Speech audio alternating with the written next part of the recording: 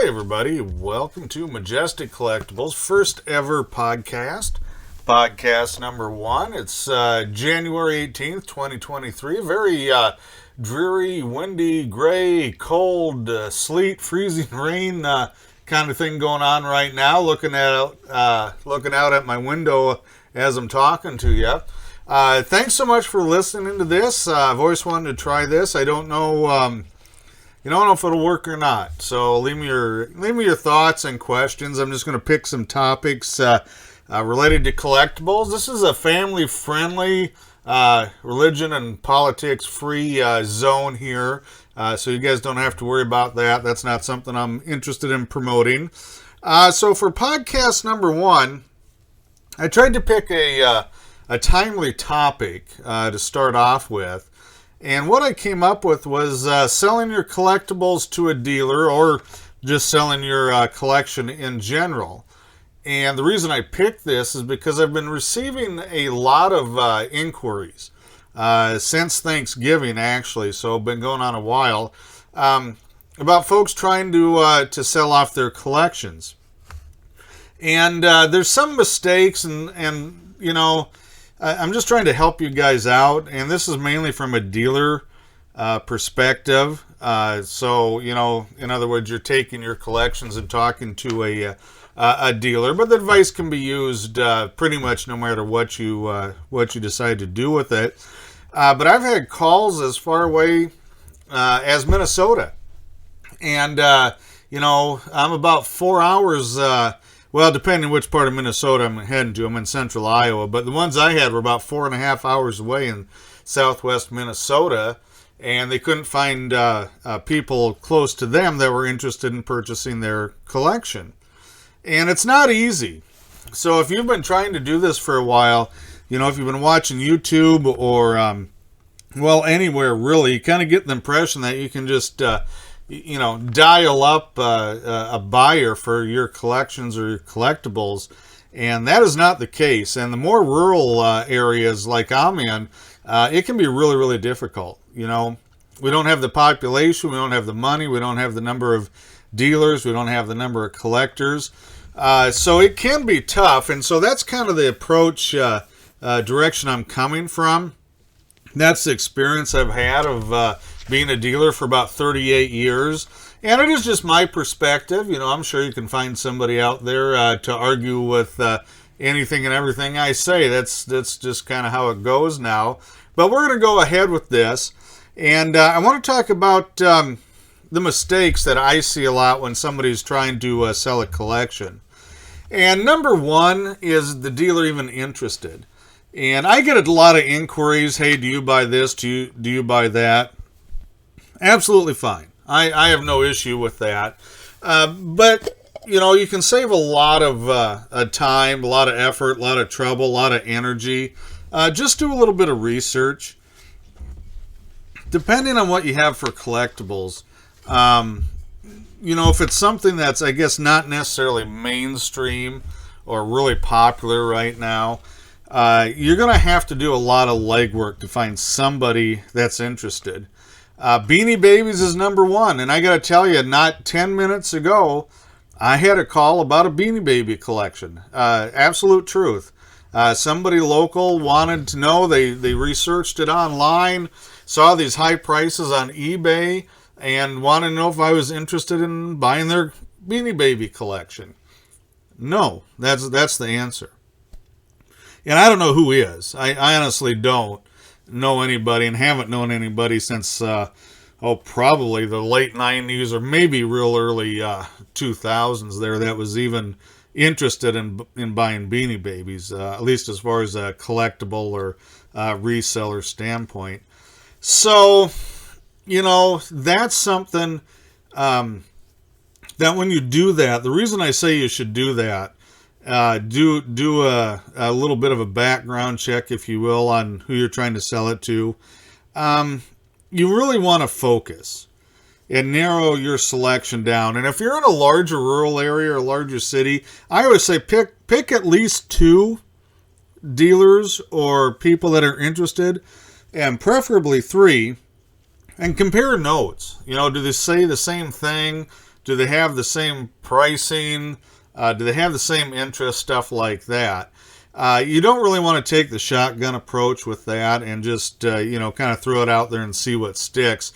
That's tough. You don't know if they're knowledgeable. You don't know what you're getting into. So just narrow it down if you can.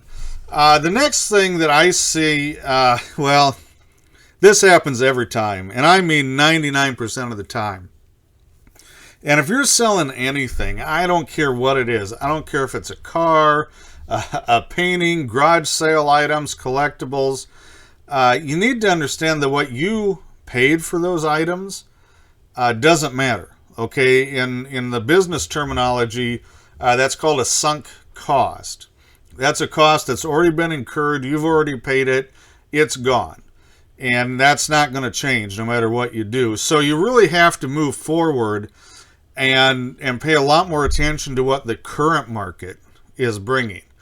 And that current market does not care what you paid for it. I don't care if you paid 10 cents on the dollar for it and now it's blown up 10 times. It doesn't care. That's great for you. But it also doesn't care if you spent $100 on it and the market dropped by 80%. And now it's worth 20 cents on the dollar. It doesn't care either.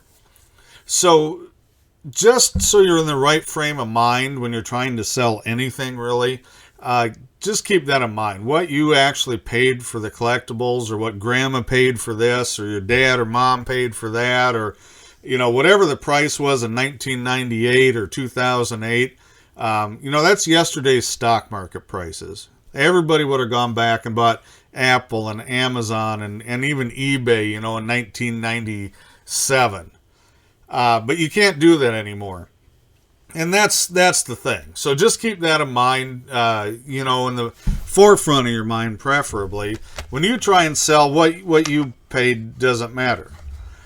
The other big issue that comes up with, again, every sort of collectible and pretty much anything used in general, know the condition of your collectibles.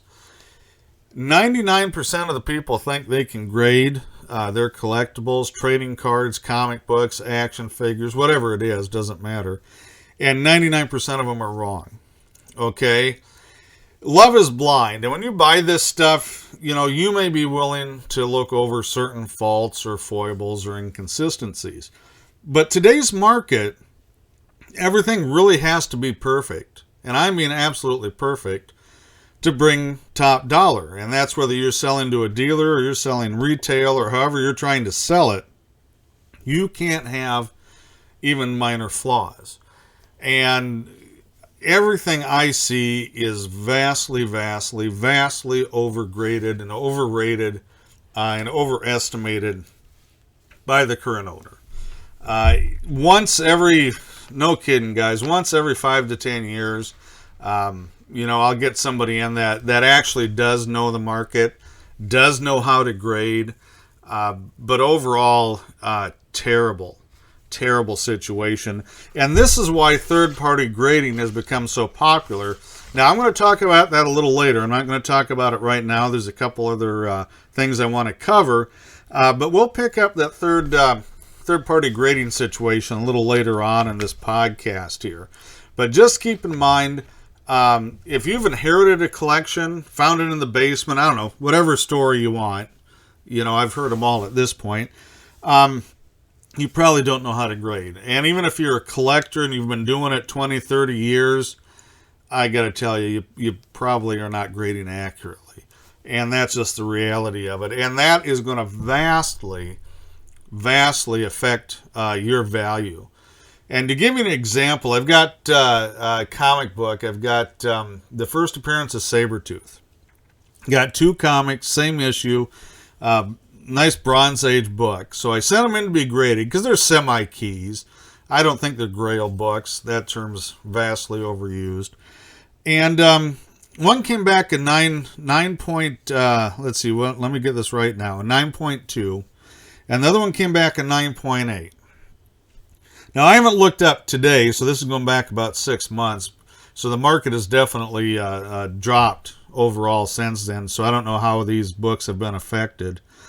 But at that time, the 9.8 comic was legit selling. There had been recorded sales, and I'm not talking just eBay. I'm talking on, I don't know if it was Heritage or Hakes, one of the auction houses, or My Comic Shop. I can't remember where I saw it. But I got legit sales, so there's some transparency on those sales. And the 9.8s were bringing about 13,000, and the 9.2s, you want to guess what they were bringing?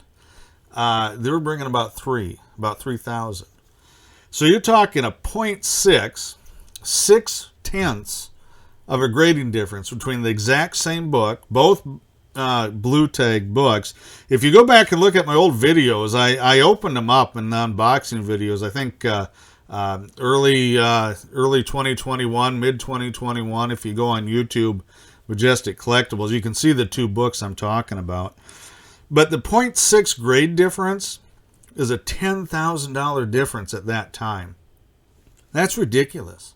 That is a razor thin margin that is massively huge, money-wise, okay? And I tell you, that 9.2 book is not a junk book. Boy, it's a beautiful, beautiful copy. You hold them side by side, I got to tell you, I don't know really what the huge difference is. And technically there isn't. There's just a little over a half a grade difference between them. But the price is huge, and that's the problem. If you have overgraded your collectibles, the amount you think you want to get for them could be vastly different than what the retail market is. And you could be off by a long, long ways. So that's why the grading is very important.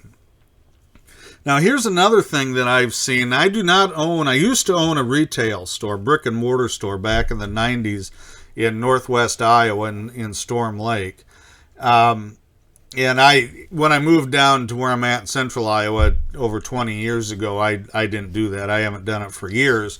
But I am, I collect. I go into stores too. And one of the things that comes up when I see people take collections into their stores is, do you want trade or cash? And you almost always, well, I think always, maybe you guys can tell me a different experience you had, but typically, your trade-in value is always higher than if you would take the cash value. Kind of like winning the lottery, right? You take the cash up front, it's lower than the total amount over 29, 30 years. And kind of the same here. And my take on that is, that works great if you're still collecting, if you're still buying things. Take the trade. If you've got an older collection or stuff you just don't want or don't care about and want to do something else, I think taking the trade is great. You're staying in. If you're getting out of the market altogether, or you need the cash, for whatever reason, pay bills, doesn't really matter. If you need that cash, the trade part doesn't really help. So it does depend on your situation, right? So maybe you take the trade if you're staying in and you want to switch up to different stuff. But in my experience, of course, I don't have brick and mortar. I don't do trades because I don't have a revolving inventory of new stuff to trade like a new store does. It's kind of up to you on that. But just keep in mind, it really depends on what your needs are at the time for selling the collection. Something I see, which I think this has been going on a while. This is not a new thing, but I think is a huge, huge, huge mistake. And I see it all the time, and I mean all the time. And that's the selling of the good parts of your collection. A lot of people, they sell off all the good stuff. And then when they can't sell stuff anymore, and they don't want to set up at shows, and they don't want to list the things online like on eBay, or they're not selling on Marketplace anymore, on Facebook Marketplace, then I get a call. And the problem with that is, I already have that stuff. If you've sold off all the good stuff, all the good titles, all the rare pieces, I have piles of the leftovers of my own. and I don't need any more. And I honestly have been turning down a lot of collections that have been picked already. If you've got an original single owner collection, it doesn't have to be complete. It does, because there's some high end stuff. If you're trying to put a run of comics or trading cards, there's usually some gaps. But if you've got an original owner collection, I got to tell you, you're going to get a lot more out of me and most other dealers for that. Right now, it was fairly good, but a long box of comics, basically from Bronze Age on up, and you're looking at 25 to maybe $50 if you got really good titles, but usually 25 to $35 for a long box is the wholesale price. And what that means is I can pick up the phone, call some of my dealer buddies, and I can buy not a few boxes. I mean, I can buy probably 50 to 100 long boxes at $35 a box or less. If all I want to do is, have just stuff laying around. So if you've cherry picked your own collection, and it's your collection, so, it's totally up to you, but I want to tell you what's going to happen if you do that, is you will get a lot more money out of your better pieces. 100%, you will do better money-wise on those pieces than you would selling them to somebody like me. The whole rest of the collection, I don't know what you do with it. You're going to have to work it. You're going to have to be the dealer. Or you're going to have to take a massive beat down on the price, unless somebody really has a hankering for some common stuff. There's just not a lot we can do about that, if you've skimmed off all the good stuff. And one of the things I want to talk about right here, right now, is capacity. And I'm talking about dealer capacity.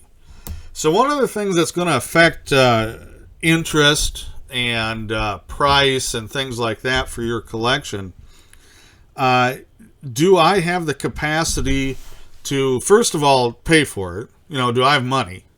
And that's, especially in a down economy when things slow down, retail slows down, the money gets scarce in a hurry for dealers, collectors, everybody. Do I have a place to store it? Storage is a huge problem for collectibles. If you think you've got a lot of stuff, just think what a lot of longtime dealers have, or even longtime collectors. Storage units, basements full. You're talking about space that you really can't do anything else with. It just kind of turns into a collectibles vault or a collectibles, tomb, whatever you want to call it. If you have a very large collection, it can be tough.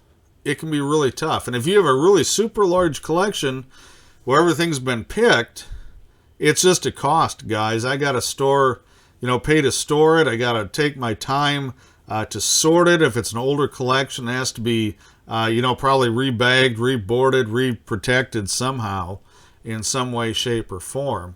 So it's just kind of a burden. And so this ties into, selling off your good stuff. If the dealer doesn't have the capacity, the money, the room, the time, the supplies, which, they're available now. During COVID, it was tough to get a lot of collecting supplies for protecting the stuff. It's really going to hurt your price. And so, it's interesting because, boy, so many people just kind of make assumptions about certain types of dealers. And I'm going to cover that here. That's coming up pretty quick. So we're getting towards the end of my my list in the podcast. So if you're stuck around this long, thank you. I got 3 more topics. So let's get to moving on it. Percent of market value to expect out of your collection, and I can tell you right now, I can't give you an answer. When there was one price guide for comic books and only 2 for trading cards, and it was printed, and the market wasn't as fast moving and volatile as it is today, you heard this term a lot because, I'll pay X number of percent. Well, good grief. Now, I mean, comic books and trading cards, 3, 4, 6 months, and something happens. You know, the rumors turn out not to be true. Athlete gets injured.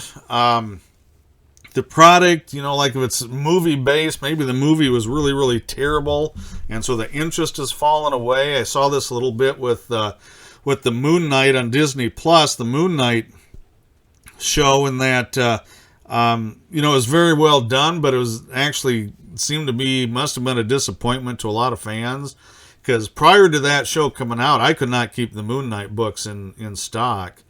And that, you know, by the time episode 3 or 4 hit in that series, nobody cared, man. I mean, nobody was buying Moon Knights from me. And that happens. So your idea, you know, if you've got this idea of a percentage of market value based on, say, a price guide, or even kind of worse, eBay prices, yeah, I don't know what to tell you. It's going to be low. You know, and by low, I don't mean 50%. I'm thinking low is probably you're going to be lucky to get 20%. You know, if you think this book's 100, you don't know how to grade. It's kind of fallen out of favor. It's only going for $60-$70, and nobody's really looking for it right now. It's going to be really tough to get, you know, $30, $40, $50 out of that book if you're trying to sell it. Timing is everything, whether it be stock market or collectibles right now. Not a whole lot of difference, or crypto. The speculation that has been rampant the last few years has really caused a lot of problems. And the big thing from my perspective as a dealer is the risk. So, you know, is that a $100 book? Well, it was 2 weeks ago. Now they're kind of going for $75. I don't have anybody that's looking for it. Well, my risk is I'm going to pay $50 for a book that may be worth $40 in another 2 months or less. So, you know, your percent of market value is such a bad way to view things, either from a dealer or a collector perspective, just because it's so volatile. You know, whatever happened, you know, today, this morning, this afternoon, tonight, it doesn't matter. Tomorrow could be a whole different ball game. So probably not the best expectation when we talk about frame of mind and knowing what to expect.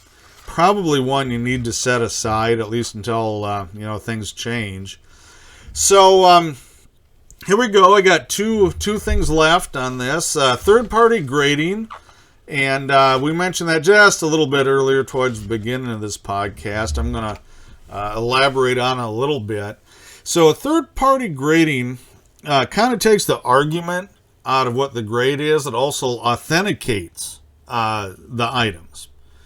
So you know it's not a counterfeit. You know it's not a reproduction. You know what you know, a neutral third party thinks the grade is, and that's fantastic. But here's the deal, guys. It's expensive. If you watch my last CGC unboxing videos, I had 2 videos here probably just a couple weeks ago. One had 17 books, one had 25 books. So combined, okay, so for all those books in the 2 videos, it's about $4,100. Guys, and I'm an authorized submitter, so I get a little bit of a discount, and it is a little bit of a discount, okay, through CGC. And believe me, they are not giving me 1 penny to sponsor them, or, well, nobody is at this point. It's the first podcast. But I got to tell you, it's expensive, and if you miss a grade, so, you know, if that comes back as a 9.8, wow, I've made some, you know, probably going to make a profit. That comes back as a 9.2. You know, we talk about that thin margin on the grading. I might break even. Might. And if it doesn't come back, you know, better than that, if it's less than that, I probably won't get my grading cost back. And I'm talking retail. So if you send these off to be graded and you don't have key books and they don't come back high, you've thrown your money away, guys. You're not gonna, you know, you're not gonna get a lot of that back. Even your cards, you know, your trading cards, You get a 6, a 7, and an 8 on those. It better be, it better be a really good card, because they sell slow. Everybody wants, everybody wants 9s for your trading cards. Everybody wants 9 8s, not even 9s, but 9 8s for comics, especially modern stuff, and that makes it tough. So if you've got a bunch of graded comics, you won't have to worry about the argument on the grade, or you shouldn't have to, okay? But that does not mean you're going to get your grading cost back, let alone a good price for the piece, especially if it's a non-key piece. So be a little careful if you're thinking about sending your stuff off to be graded. I don't care if it's PSA, CGC, CBCS. It doesn't matter. Do your research. But it's not like you see in a lot of YouTube videos where it's like, oh, I sent this in, I'm going to send this book in, it's now worth, X number of dollars, and I'm making a fortune. That doesn't happen very often.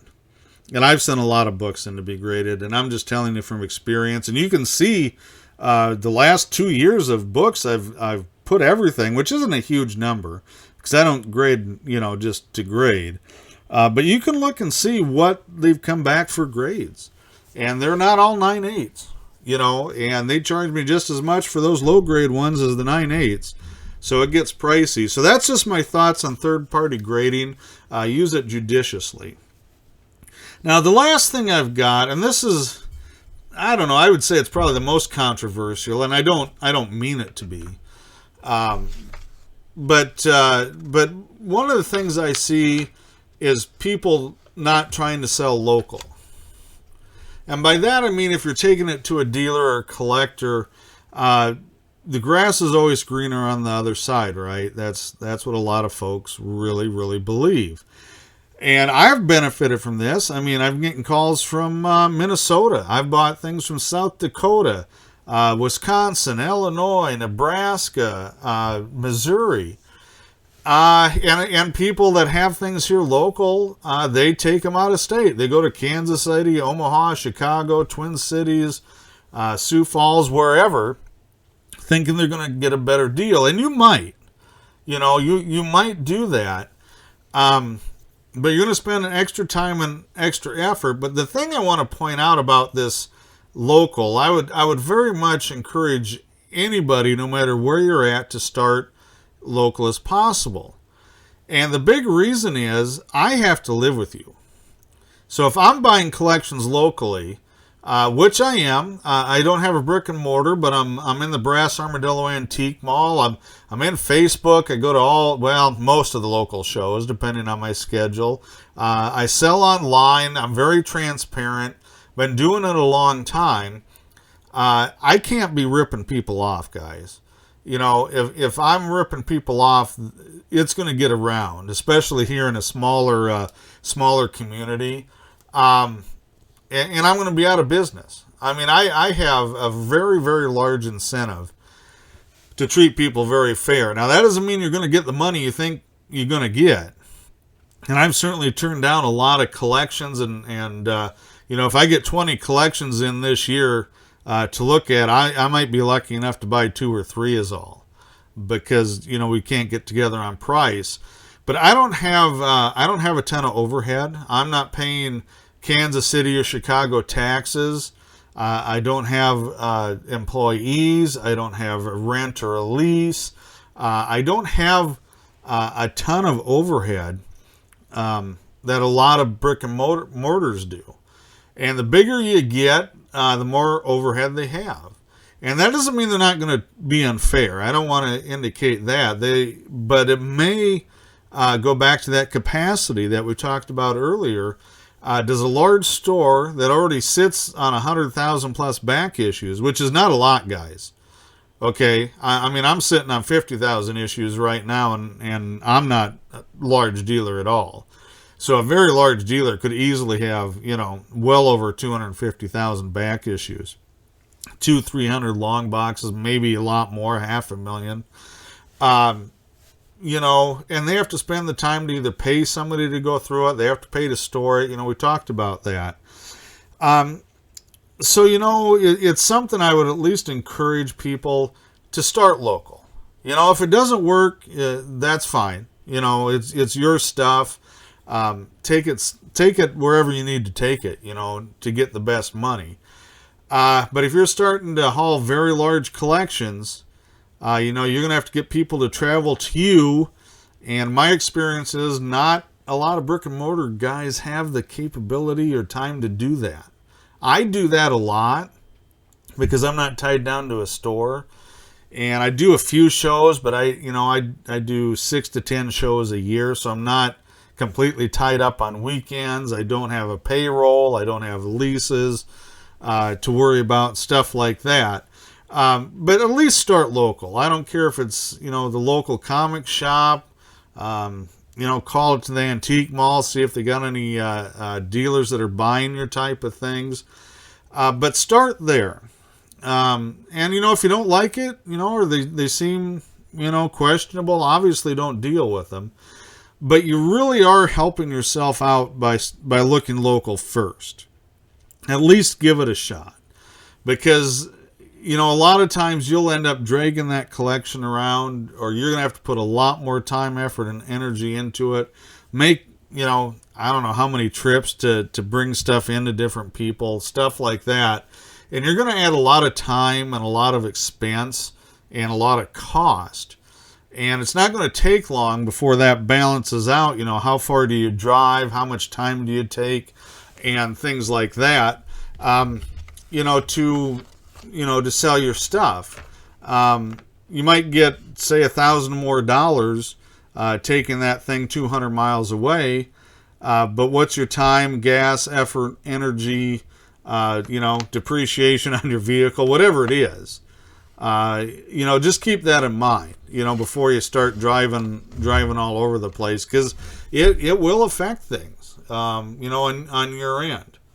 And so that's what I've got. I mean, that's it. That's the end of podcast number 1. And I'm sure I didn't cover everything on here about selling your collectibles. So let me know if there's something else you want me to talk on. I can only give you my experiences. That's all I really have knowledge of. And mileage may vary if you're in a large city, and the type and value and quality of your collection obviously will change a lot of different factors in your favor or against you, depending on what you've got. So give me a shout. Thank you for listening. Check out our YouTube videos, and hopefully we'll do some more podcasts. Let me know what you think. Have a good one. Bye-bye.